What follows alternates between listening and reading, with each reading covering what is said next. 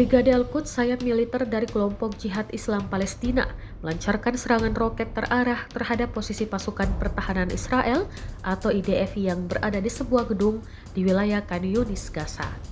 Dalam video yang beredar luas di Telegram, Jumat 11 Juli 2025, tampak jelas momen saat roket ditembakkan dan ledakan besar menghantam gedung yang diduga menjadi tempat persembunyian atau basis pasukan Israel. Ledakan tersebut menghasilkan kepulan asap tebal dan menghancurkan sebagian struktur bangunan. Para pejuang Al-Quds disebut menggunakan roket 107mm Biohadir, satu buatan Iran yang berkepala peledak tinggi.